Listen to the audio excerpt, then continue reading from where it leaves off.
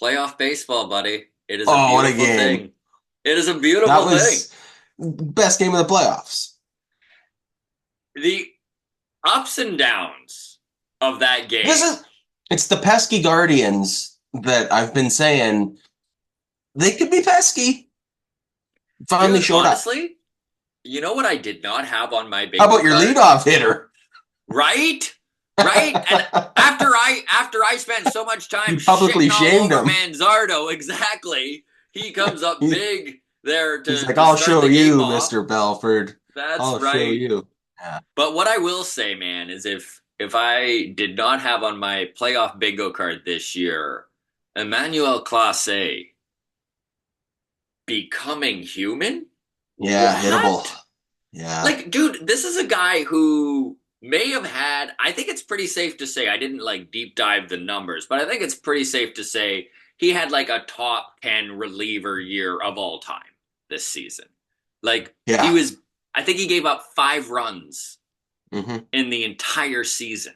Finished with an ERA under 1, finished with a whip under 1, led relievers in strikeouts, like saves through the yin yang. Yeah. He has Yeah, allowed well, more they've home asked a lot. runs, 3 of them, in 5 playoff innings this year than Mariano Rivera did in 141 career postseason innings.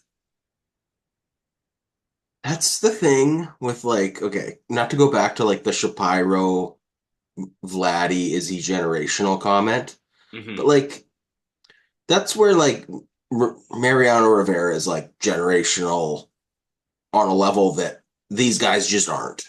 You know, like a guy has Yeah. a great season or a great season or two, or just feels like, oh, he's the next name your pitcher of choice, right? Mm-hmm.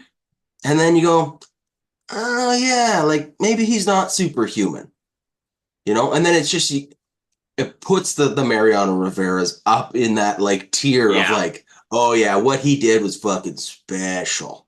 Yeah. Like, there's good and then there's generational. And that's just like, I think we're seeing Clase as just like an He's an elite incredible talent. closer. Yeah. There's nothing else to say, but he's just like, he's not going to go down in the annals of history, I don't think, as like the 2020s closer that Rivera. we're pointing to. Like Yeah. in 100%. 2057, we're not going like, oh, remember how awesome Clase was? We might never say his name again after he retires. That's for me, that's the difference of Yes. generational, right? Like, and Clase might go on to be like a Hall of Famer still, Very much but like, possible. Like he is a special elite talent. yeah, I love what you're saying. You know, there is yeah, there is lines between good, great, exceptional, generational, right? And yeah, just because Class A has been exceptional, and he has been, he is for one sure, of the reason the guards are where they're at. totally. Now But they also have asked a lot of him this they postseason. have. He's come in He in the has eighth been. That's the inning. other He's thing. come in for 1+ inning saves. Like they've asked a lot. Maybe he's not quite healthy. Maybe he's overworked. Maybe he's just bringing him in the eighth with runners on is just enough of a hey. We see what a difference it makes with Romano, right? Like it's just enough of a not quite in your comfort zone. Like you're not. You should be able to come in and just pitch. Easy for me to say. I think But it's what different coming in the ninth with a clean slate versus coming in the eighth with 1 or 2 outs and a runner on base. It's just different. what I think seeing Clase's being hittable has done is really, in my opinion, shone a light on how incredible Canadian kid Cade Smith has been. Rookie, doesn't have the Mm-hmm. same experience, has been put into every single game pretty much. Like Mm-hmm. he is definitely been overused. Hasn't buckled, right? He's bent, but he hasn't buckled. He's come in the second inning with bases loaded and given up 1 run with nobody out and got out Yeah. of the inning. You know, like he has been incredible, and this guards bullpen has done the heavy lifting for them. And here they are,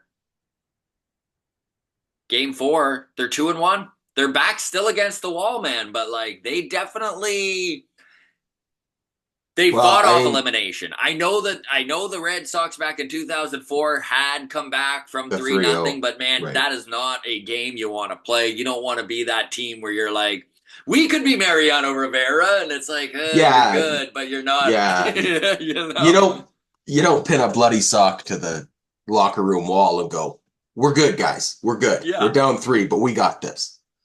How do you feel about the series as a whole? Like, do you feel like this is a turnaround, or do you think this is just like a blip? I Because like don't the Mets had know. their big comeback game and then got shut out back to back. I mean, seeing Big Christmas, watching Noel come up there and hit that tying home run in the ninth, and David Fry continues to just be that guy that the regular By the way, season. Go ahead. those bat flips are my favorite Oh, style of bat oh, flip, where it's just like the recoil slam. yeah, It's just give me that, where it's just yes. like, oh, that's for me. That's my favorite, and they both did it. No else was way better, but Fry with an incredible, incredible. And I here's where mean, I'm at on this series. yeah, Game four determines it for me.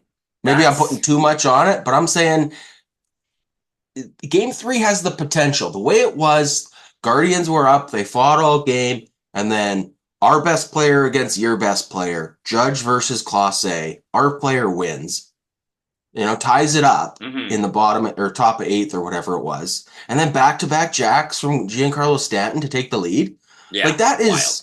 that's backbreaking if Yeah. you're the pesky Guardians. And then they just dug deep and pulled it out.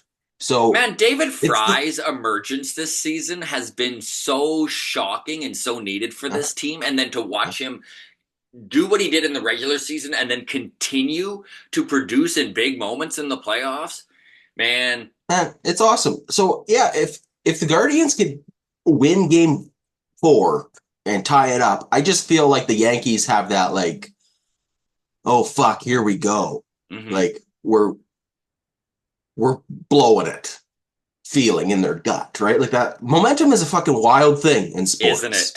So Isn't like it? the Guardians have a little spark in their fire pit right now, and the Yankees sure as fuck better come out and put them down in game four and take a 3-1 lead like the Dodgers did with their 8 Yes. nothing win in game four. Because otherwise I think that's gonna be tough, man. There is also After going to be if the Guardians win tonight, so both game fours, ALCS, NLCS go tonight, Mhm. and if the Guards can tie this series up, then the narrative starts to form of who can win on the road because it will Right. be to the point where the home team advantage really is playing through, and the Guards have that one more game, right? They've got game three before they go back to New Yep. York for 6-7. Could be really interesting. Little Hello and welcome correction. everybody. This is the walk Little off. little Sorry, buddy. correction. It's game five for the Dodgers Mets tonight. Yes, right. They're a game ahead Yes, in the series. yes, So they are. Yes, they are. Sorry. yes, Yeah, hello and that's good right. morning, everyone. Yes, hello. Um, This is the walk off. I'm Scott Belford, joined as always by Adam Mack. Hey, the rundown there between second and third with Jose Ramirez and the ball coming out. Mm-hmm. Do you think that's interference? I didn't. I think the ball was knocked out. I didn't I either. didn't. Did you? It You was a didn't, snow right? cone. No, it was a Yeah. snow cone. Like Yeah. there was no. I mean, we remember the A-Rod running to first where he like Yeah. did the classy slap that he'll always be And remembered then was for. like, "What?" I was just running. That's how this is I this is how I run. run. Runs out his next step at the same way when there's no play and goes, see, that's how I run. Um, yeah, I didn't think there was anything. I mean, felt bad for J-Rad because obviously they're in the moment of a tailspin and then he has an opportunity to make a play and mishandles the ball, which was unfortunate. But Mm-hmm. man, the fucking Guardians, they're at least they're having a moment. Like again, just so the Jays, we haven't had any Moments. moments, man. And so I'm happy for the Guardians. Like, regardless of how this goes, those Guardians fans, They deserve they're gonna look this. back on this season and Yeah. be like, that was a fucking good time, Yeah. J Rem had some timely hits. Like, Yeah. Yeah, I don't know. Dodgers up 3-1 in their series, No. despite not being able to count. I did know that the Mets back was against the wall Yes. here in game five tonight. Last game in New Yep. York. Hmm. So they go back to LA if for some reason the Mets can stay alive. But the next time the Dodgers play at Dodger Stadium, may very well be a World Series game. Yeah, the Dodgers getting past the Padres, man. It did feel like that might be the biggest series they have to play, and it still Uh-huh. could literally be that way. Where are you at on the Mets? Yeah, Mets are cooked. Yeah, I feel the same way, man. The magic seems dried up. Which, you know what? This is what the Mets have needed every moment that they've turned a corner this year is to be counted out. So who knows? But yeah, they didn't look all that inspired in game 4 and the Dodgers just man, what a wood chipper of a team. You know, like they just are relentless. Whenever I know there's some Jays fans on Twitter right now that are like, see, Teoscar's not that great. And it's like, well, that's the beautiful thing with this LA team is that, yeah, when a guy doesn't show up for a game or two, there's a bunch of other guys there just waiting to show up, right? Yeah. Yeah. Yeah. So, lots to talk about on today's show. We are going to get to the Gold Glove nominations. Of course, a couple Blue Jays fall into that. Chris Black at Down to Black, friend of the show, even came out to a baseball town, one of the live shows. He did an incredible thread, one of the things he's most famous for, on Alejandro Kirk and the Gold Glove snubbing that he basically has had, not just this year, but last year. Alejandro Kirk really putting himself on the map as one of the best defensive catchers in baseball and gets very little love, in large part, I think, to his body type, right? Like he doesn't look like a defensively sound catcher, but the numbers show differently, and we'll dive into that. We're going to talk a little bit about the Oakland A's. Of course, now will be known as the Sacramento baseball team for the next couple of years before they most likely go to Vegas. What a mess that It's, is. remember when the Anaheim Angels became like the Los Angeles Angels of Anaheim? Can we just do that with the A's? It's like the Yeah. Las Vegas A's of Sacramento. For That's so absurd. It That's so is. absurd. It is. But there is a reason why the Blue Jays should be all over knocking on that door for trades. Fuck, you almost really nailed that I analogy. really almost nailed it and just punted it right at the end, right? But Yeah, you hooked the foul. fact that this it's going to be so fucking weird calling it the Sacramento baseball team, but it's interesting that this organization obviously putting a good team on the field is not something that this organization is going to worry about until they are settled in Las Vegas. And maybe there is a world where they do see value in some of these Blue Jays prospects that, due to bad luck, now have a little bit more runway before they're going to be major league ready. Of course, thinking of Ricky Tiedemann here and Aroldis Martinez. Now, Martinez, who knows what's happens, but with the PED suspensions, there's going to be a show me phase with him for sure. Hmm. Hmm. Ricky Tiedemann's not even available until 2026. But maybe Right. there is, what is Brent Rooker doing for that team over the next 3 years except just using up his arbitration years, right? Like, are they going to sign him? Maybe they will. Yeah. Maybe they won't. Is it worth them stockpiling some young talent, trying to thread the needle to being a contender in 2028? I mean, there's runway for them to do that if that's something the organization chooses to do. We'll dive into that. We'll talk that. Speaking of Aroldis Martinez, he's going to lead them, going to the Dominican to play some winter ball.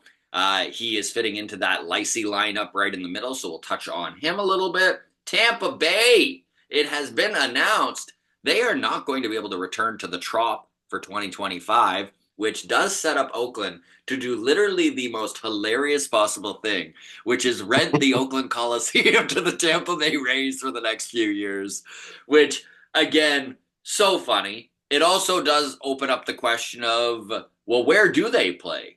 There's already been a connection between them and Montreal. Could they go to the Big O? I mean, the Big O is just as shitty as the Coliseum, right? It's got a roof too. And then last but not least, we'll touch on the fact that the Minnesota Twins up for sale. On that, let's go back to the top of the topics list and talk Gold Gloves. Dalton Varsho, no No surprise brainer. there, leading all of baseball in defensive runs Hmm. saved, leading all of baseball in outs above average in center field with the Gold Glove nomination. I think it's a foregone conclusion that he wins that thing. Jaron Duran, probably his stiffest competition. The only way I think Duran wins it, dude, is if Varsho just gets punished for being moved around the outfield too much. Played a lot of Yeah. left field again last year. Good. Do you care about Gold Gloves? Yeah. Same way I care about my cat. Right. Like It's nice to have. yeah, I'll feed it. I love it. I Yeah. pet it when I feed it, but it's not, it also doesn't like greet me at the door with kisses the way my Yeah. dogs do. So like my dogs are the OPS plus of the house and my cat is the gold glove winner. It's like, great defense. It's not sexy, but I'm glad to have it. Does it increase a player's value? And I bring that up because the other Blue Jay that was nominated, and surprisingly enough, not for the utility role, which is where I thought he would get a nod, but for third base, Yeah. Ernie Clement. Yeah, I'm shocked by that one. Would you do me a quick favor? Could you Yep. bring up how many games he played at Yep. third base? The other Gold Glove finalists at third base. I mean, there's Mr. Cleveland currently in the playoffs, Jose Ramirez, and then you also have Alex Bregman, who is a free agent, currently one of the marquee names in this year's free agency, has won it before. So it's going to be interesting to see who takes that. I don't think Clement has played enough third base to win 96 that. games. 96 games. So Yeah. 2/3 the season. That's actually more than I was expecting. I was guessing it was closer to 80. So there we go. He has 10 errors at third base in Mm-hmm. 96 games. That's almost it's like an 18 error pace. That's high for a gold glove. I know there's other metrics, Yes, of course. but I don't understand them. So errors make sense to me. That's a lot. So Adam, if Ernie Clement, Mhm. not if he wins it, I think just getting nominated is enough. Does it increase his value?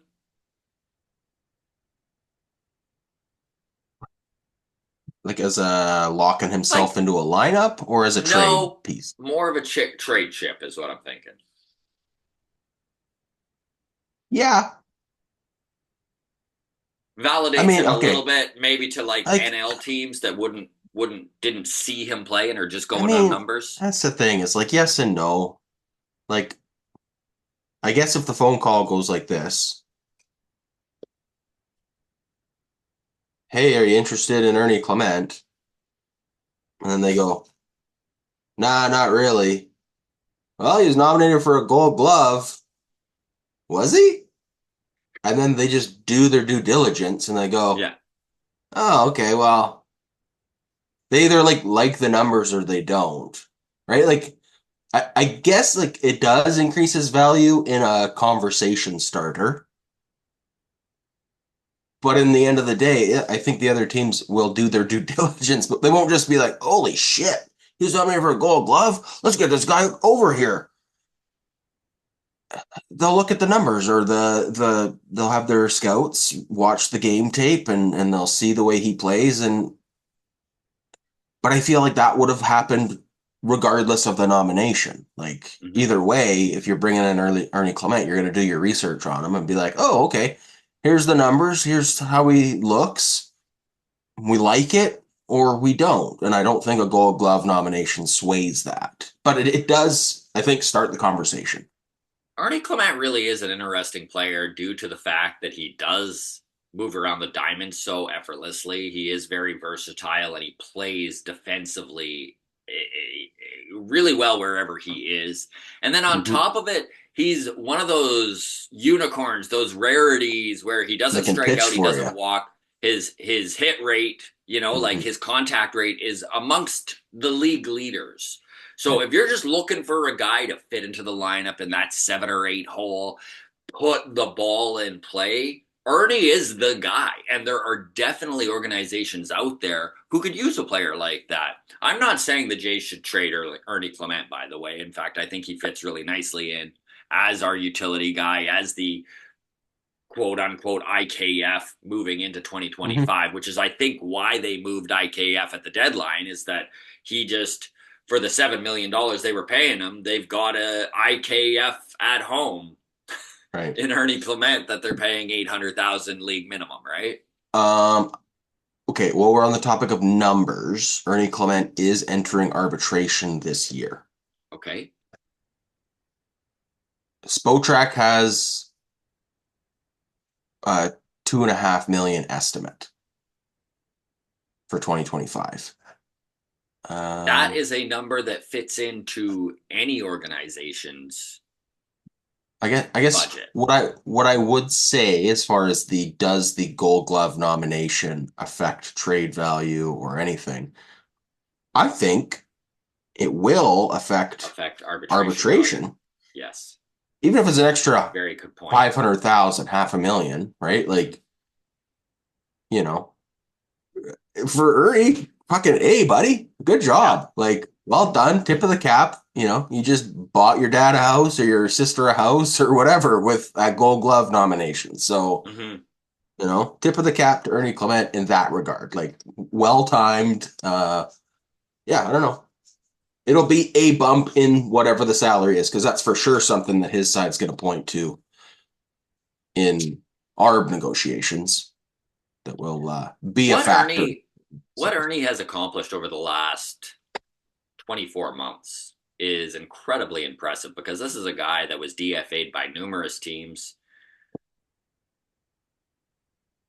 no guarantee to playing time when he finally did settle in on a minor league contract to the Blue Jays, and took advantage of his opportunities, right? When Bo Bichette mhm. got injured in 2023, he came up and literally played as well as Bo had been playing for those 3 weeks to a month that he was out.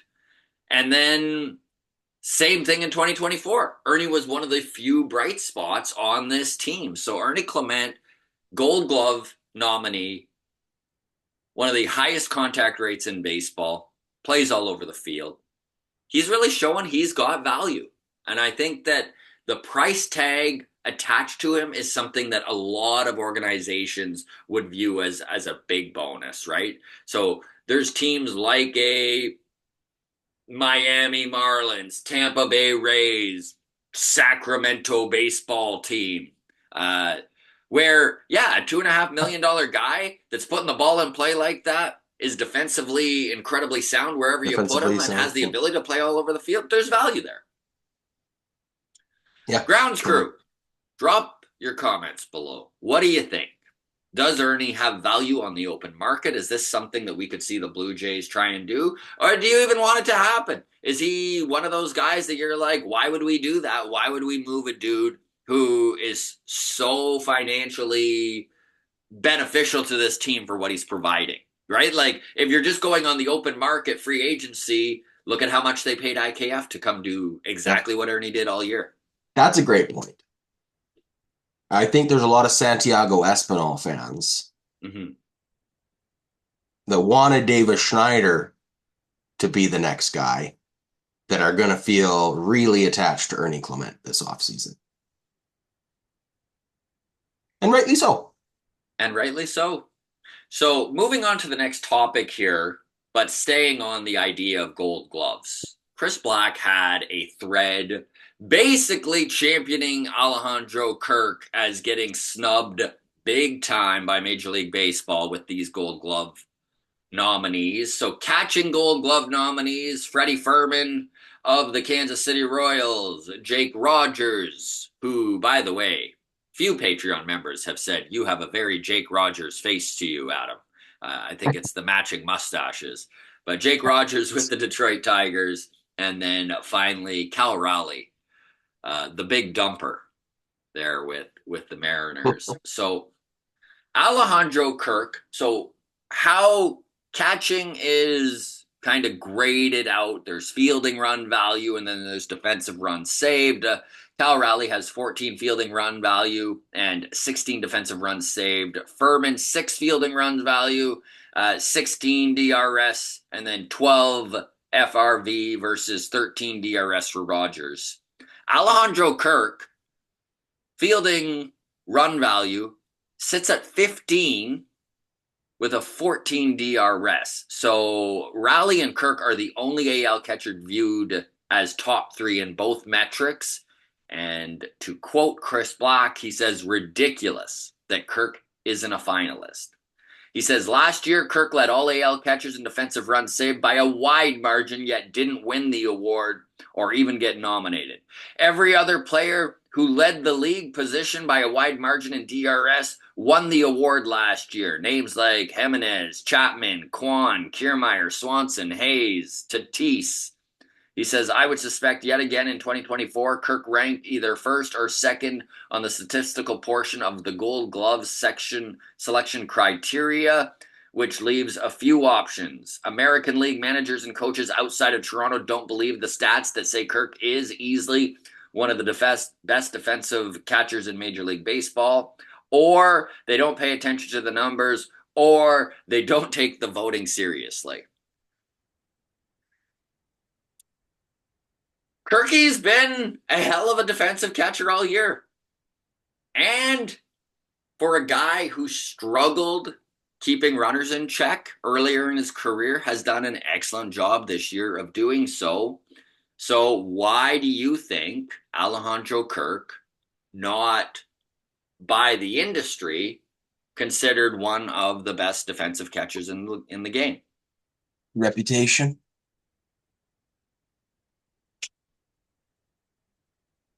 Yeah. Uh, Bad rep. Reputation goes a long way on these awards that get voted on. I mean,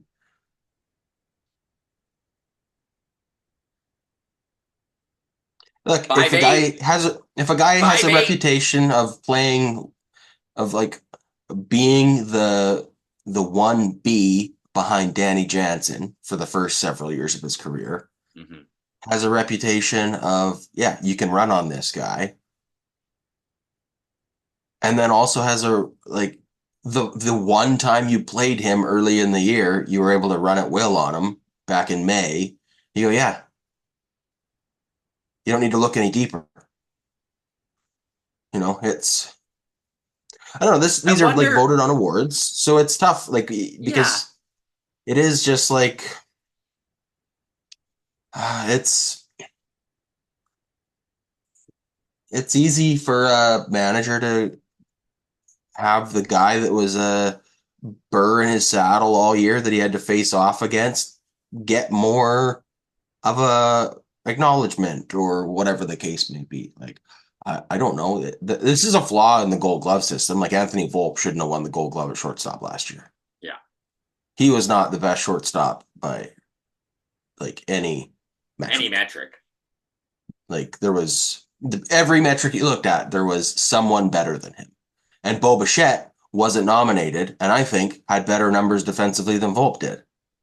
I mean, we're splitting hairs there, and I'd have that argument with someone. I don't have the numbers off the top of my head, but I remember feeling very strongly about that last year, that Bo Bichette should not have won a Gold Glove, but should have been nominated above Volpe. But again, reputation, and I think there is an appetite to have overrated defensive shortstop on the Yankees year after Yes. year. So Just as I know people are frantically running to the comment section here, just a quick while we're correcting each other. yeah, Volpe, please. Volpe, Oh Volpe. no, Volpe. Yeah, Gary Drop your Glassman and comments Tony below because Volpe. this is something that I want to tackle in mailbag is the Alejandro Kirk effect. Why, when all of the numbers say that he's one of the best defensive catchers in baseball, why is he being ignored like this? And I would love to hear you, the grounds crew's view on this. Is it like something as simple as what Adam said, and it's just rep? It's just reputation. They're kind of going on what they saw from him defensively in 2022, and it's not getting the love now. Is it body type? Is it something just visually? You look at him and you're like, Hmm. this guy can't be a defensive catcher, right? Hmm. So I am curious what you folks think. We'll circle back on this next Tuesday. Do you think it should just be a stat-based award? Kind of. You know, like offensively, we have like batting titles and silver sluggers and Where it's taking the yeah, voting like out of it, you know, yeah, it's just they like it's not the best metric. Like, okay, this guy led the league in RBIs. He gets some hardware. Like, is RBIs the perfect measurement of offensive ability? Like, no, but it's easy to point at, you know? It's mm-hmm. like maybe we should just do that with like defense. Pick the stat, the metric you like. I mean, it's probably not going to be errors or fielding percentage. Do one of the advanced ones, and we just stick to it as a society. We just go, okay, this is what it is. Like, yeah, Kirk didn't win a Gold Glove because his UZR wasn't higher. His DRS was way better, but we don't value that, and it is what it is. Like, I don't know, but or do we just keep voting because then you can do a hybrid, and some players who would fall through the cracks between a some defensive metric will benefit, and then other guys will just it'll hurt them to their detriment. So I don't know. There's no right answer. I kind of feel like I would rather concrete numbers based awards. Yeah. You know, I was always like a Jennings guy when it came to NHL over a Vesna. Like, Mm-hmm. no, I want the guy with the lowest goals against average. Yeah. You know, set a number for qualifying starts. Like, okay, you gotta start in 50 games or whatever the number is. I don't know. I'm just guessing. No, yeah. Lowest goals against average, minimum this many starts, you get an award. Go. Yeah. You know? And it's like, okay, yeah, there's other things like, well, he played on a bad team and he was getting peppered with 45 shots a game, so his goals against average is a little inflated, but he was way better than the next guy who had a Yeah. lower. It's like, okay, sure. Both of those can coexist, I think. There's value to that. So maybe we keep the Gold Glove as it is with the votes, and then we just go, hey, here's one for the DRS champ of the year. Mm-hmm. I don't Okay, so know. we are going to talk the Oakland organization and maybe the Blue Jays' best way to bolster some of their holes is going back to a well that they have been to a couple of times now, of course, bringer of rain, the latest MVP with the Toronto Blue Jays back in 2015, Josh Donaldson, acquired by Alex Anthopoulos. Just a few years later, Shapiro Atkins goes to that well again, prying Matt Chapman's skills, I guess you could say, from Mm-hmm. Oakland. So, is there a world where the Blue Jays can fill some needs going to that again? Before we get into it, I meant to mention this off the top, and I'm going to forget completely if I don't say it now. I'm in Nova Scotia right now. If you are a Haligonian and you want to come to a comedy show, I'm playing the Clayton Park Bar and Grill next Thursday, October 24th. Tickets are $20. You can get them at thecomedystand.ca or you can get them right there at Clayton Park Bar and Grill. If you're on the dark side in Dartmouth, I'm playing the Parkside Bar and Grill the next day. I'm a real bar and grill guy these days with my shows. But anyways, $20 tickets. Again, comedystand.ca. There's my self promotion that I should have done, not in the middle of talking baseball. There you Apologies. go. Please forgive me, everybody, and come to a show. All right. So, Mr. Mac, this team desperately needs more home runs, more thump, preferably in the outfield. They also need relievers. Oakland has two of the best in both those categories in Mason Miller and Brent Rooker. Would you do me a favor and pull up Brent Rooker's numbers? And let's dive into this a little bit. Listen, Hey. there is reasons to believe Oakland could be up for selling this offseason. And we did Mhm. kind of touch on it off the top. And basically the train of thought with this is that they don't really give a shit about the product they're putting on the field. They're going to be playing in a minor league park in Sacramento. They're literally just the next couple of years don't really matter to them. They're not making money on tickets.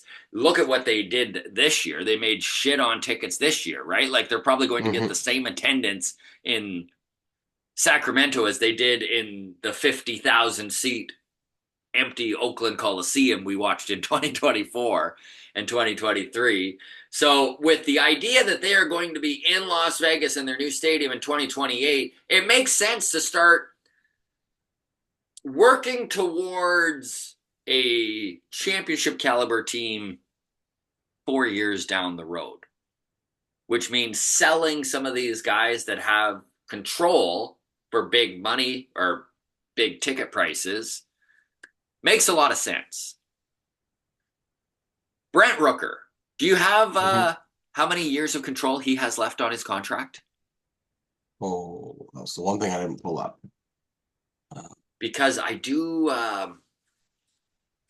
man, Brent Rooker would look good in a Toronto Blue Jays uniform. Brent Rooker is got 3 seasons of control left. Okay. So all ARB years. ARB one this year, estimate 3.5 million, and then ARB two, ARB three.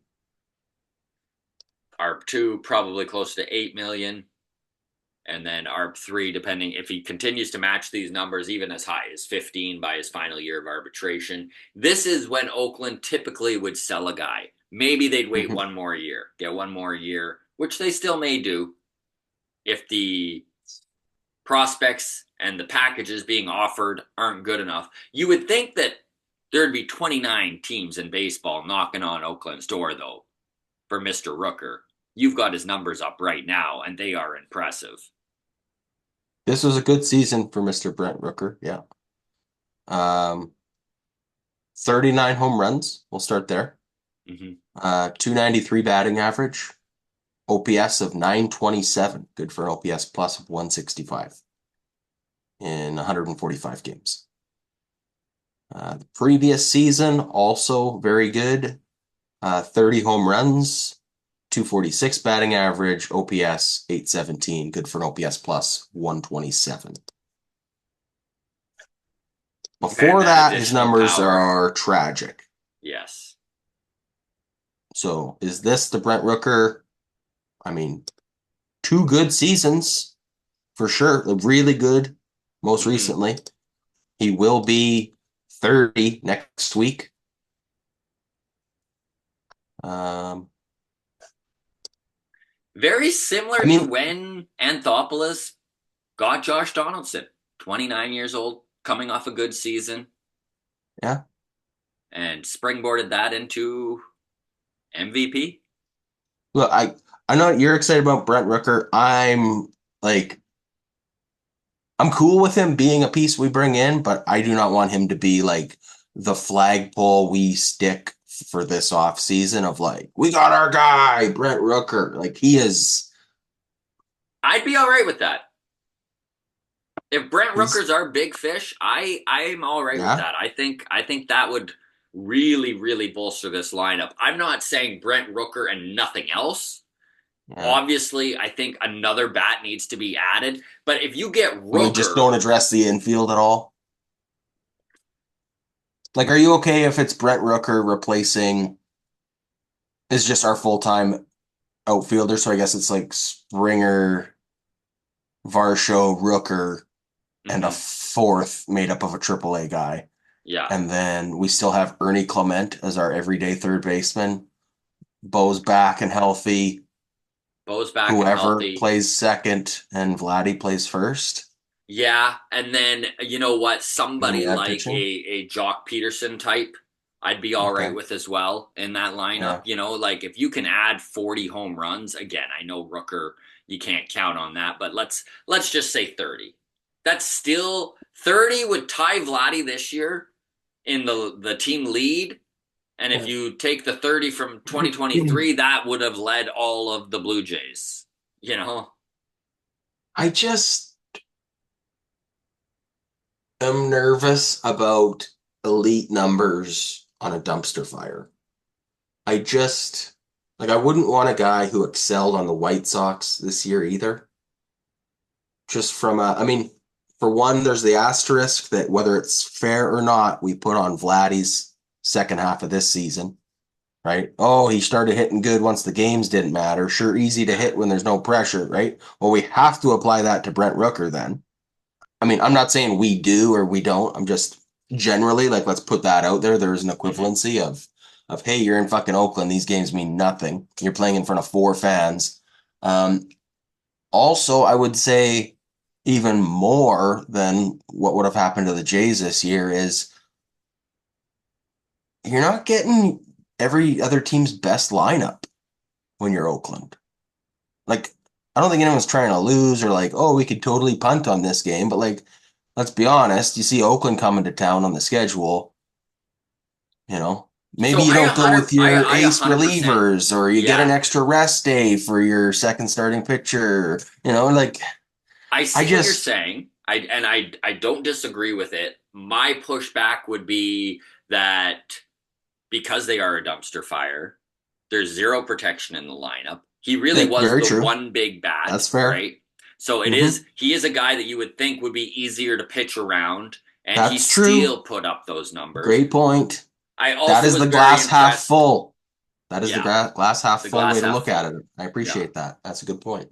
And I will say also that his increase in batting average was really impressive to still continue to hit the power that he had. So obviously he improved his swing process and it paid off. I'm not sure what he did in Yep. 2024. It's not like I was following the A's every game, but just looking at his numbers compared to last year where he hit 242 with 30 home runs, he increased both power and batting average. So I will say, if this was a free agent we were targeting, I'd be so much less interested. Like a yes. guy who's going to be 30 and we're going to have to spend George Springer money on to bring in. For me, that has like alarm bells all over it. That is not what we're talking about. We're No. talking about a trade where we would get him for relatively cheap. Like the upside's there. We can't argue with the upside. Mhm. 40-ish home run potential, whether it's Mhm. Oakland or not.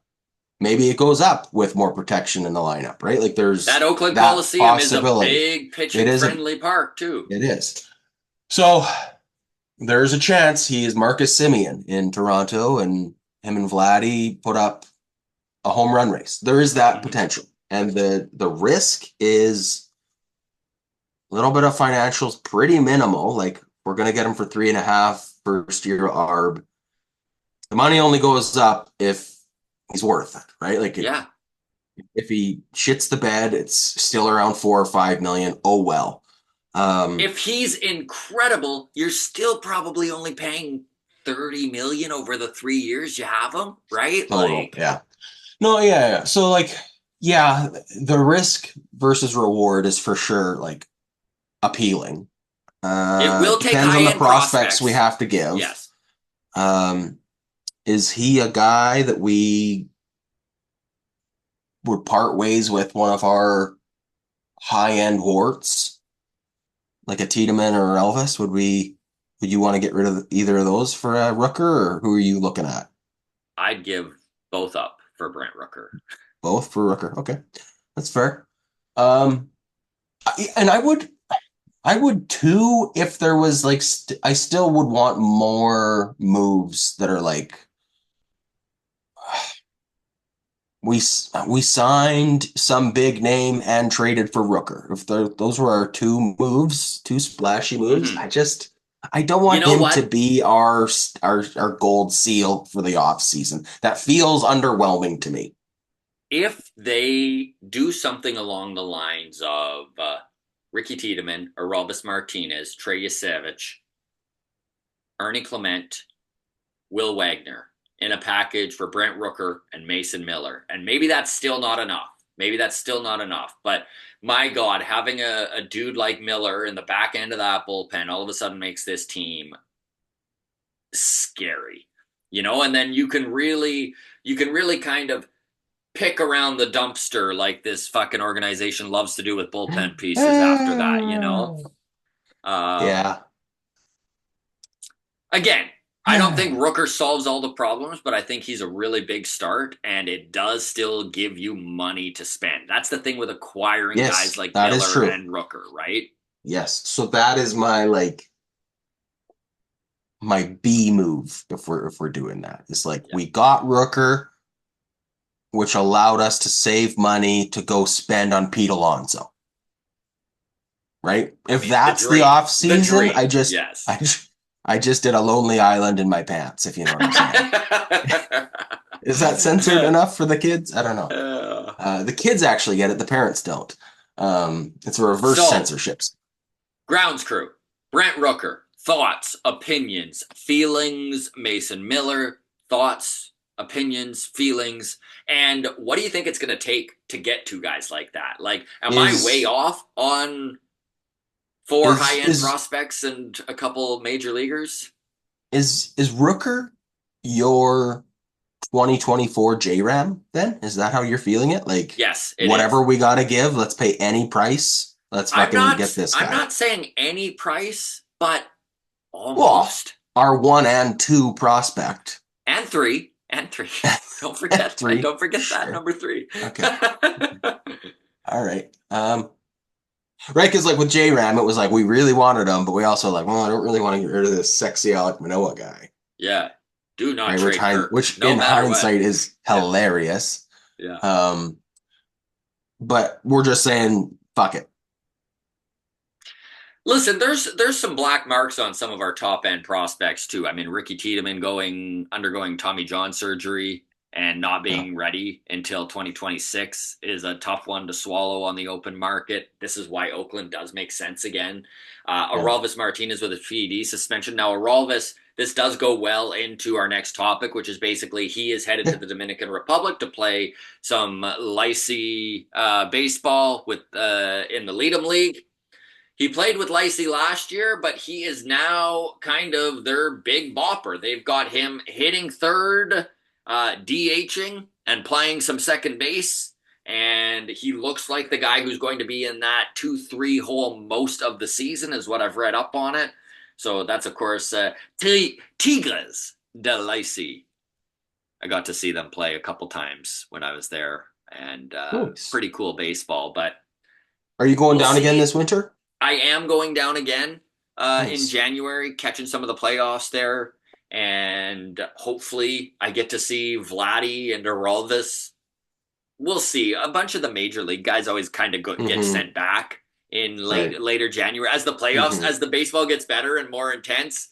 Mm-hmm. Guys are leaving to go Guys back to get yanked Florida for or spring their training. spring training. Yeah. Exactly. Yeah. So, nonetheless, I Yeah. think Aralvis will still have some value. I mean, he is 22 and was hitting big time dingers in Buffalo before getting called up and then eventually suspended. So there is that. We'll move on here. Kind of wrap the show up with a couple of non Blue Jays related topics. The Tampa Bay Rays. I mean, Hurricane Milton was just a nightmare for Floridians, and Sounds like it was oh, almost kind of like best case scenario though of it the pictures of possible outcomes they were painting. truly, Sounds like truly, it it's kind of could have been a crazy lot that worse. the biggest damage was all the fucking tornadoes that hit. Like Yeah. I didn't even Yeah. know that like hurricanes bring an onslaught of tornadoes. Shows how little I know about the weather, but Until 3 years ago, I thought a hurricane was just a tornado on water. Okay, well, I see. Okay, Like, that made me feel better. Thank you, Adam. yeah, you're good. Swear to God, that's what I thought. Like it was like, yeah, yeah, tornadoes on land and a hurricane is just a tornado at sea. Yeah. Very much oversimplifying what it is, and I'm aware of that. Sorry. So it has been announced that Tropicana Field is not going to be ready at all for baseball in 2025. Now, it was announced obviously that the Rays are building a new stadium, and that's not going to be ready until 2027. And now there's all this talk about them literally playing on the road for 2 years before they're back at their home stadium. So whether they Well, set up shop in Oakland, whether they shut up shop in Montreal, I don't know okay. where else. Go ahead. Watching Nothing Personal with David Sampson, friend of the Mm-hmm. show. He made a point too about the stadium plans. Now, with all the damage that needs to be sorted through, that like that's also probably going to be pushed back even further, right? Like, 2028 even, yeah. yeah, there's a real like insurance crisis going on in Florida right now, where like, which might even be another wrinkle with the stadium plans, is like, how do you get insurance on a like premiums are going through the roof for like everybody on a personal level, but also like to build a billion-dollar facility and then get that insured when it's, probably going to face a hurricane sometime in the Yeah. next decade or Decade. two. Like, Yeah. so I just think Move the team to Montreal. Just move them.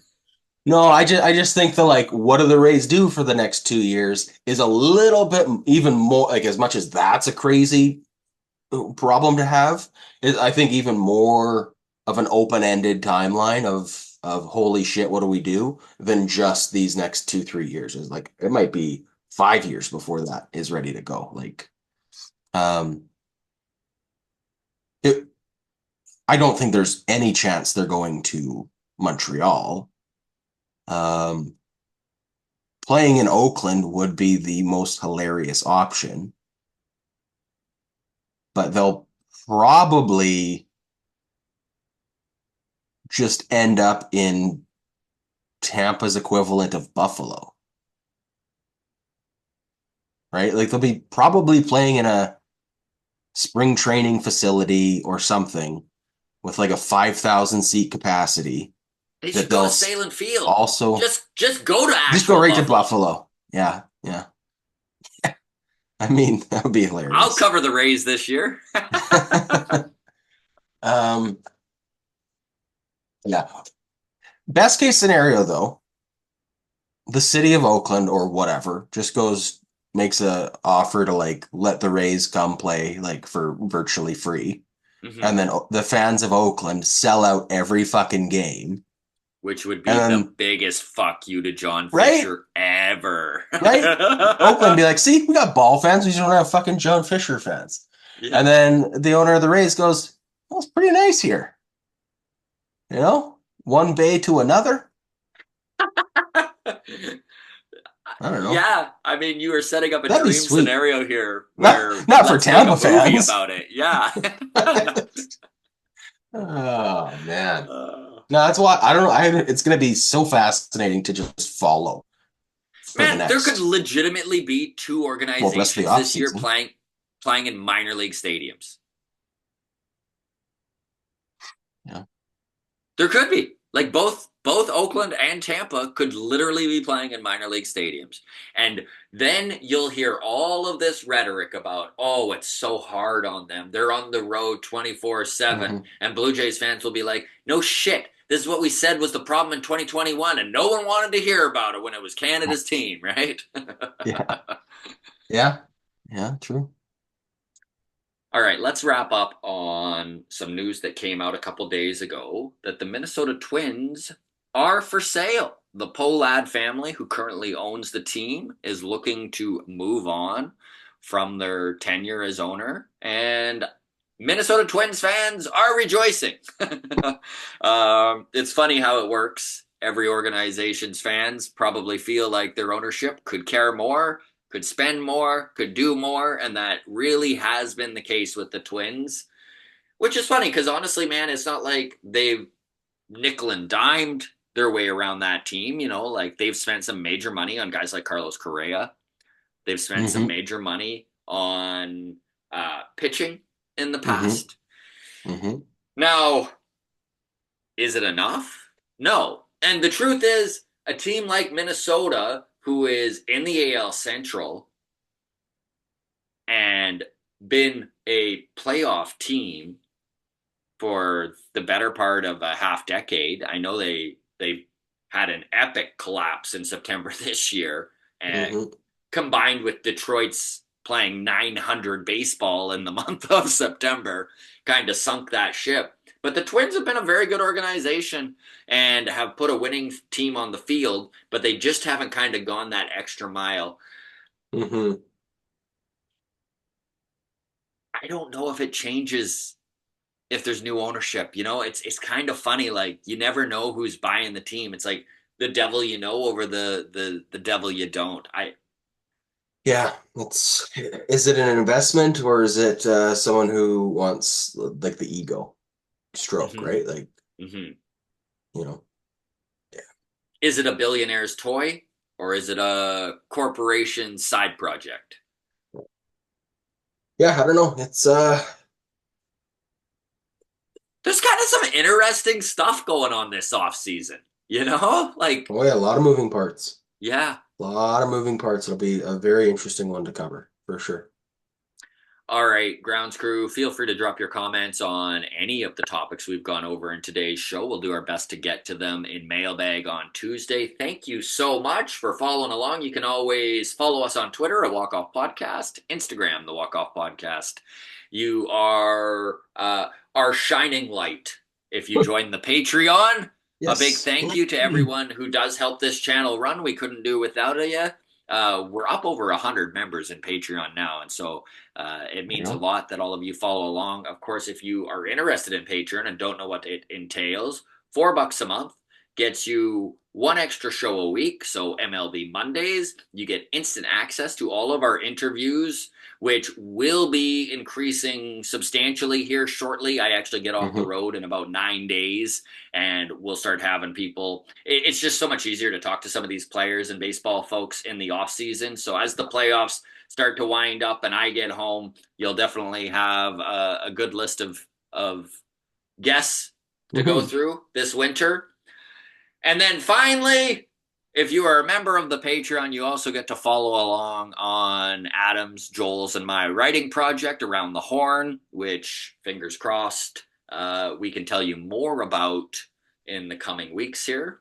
And Joel was supposed to join us for the podcast today. I won't reveal all the details of this text, but it sounds like he's heading back to Hollywood today, getting on a flight very soon for some more big meetings. So things love are it. moving along swimmingly. It's not Hollywood, but if you're in Halifax, come check me out at Clayton Park Bar and Grill in Clayton Hollywood, Park. I think they call it, right? Yeah, that's right, Hollywood. You can get your tickets at thecomedystand.ca. I'm also going to be in Dartmouth, so the dark side. I'll be playing the Parkside Bar and Grill. You can get your tickets at the venue or again at thecomedystand.ca. $20 for both those shows. Excited to play the Maritimes. I always love being out this way, so come check it out, folks. On that, have yourselves a excellent weekend. We will talk to you Tuesday for mailbag.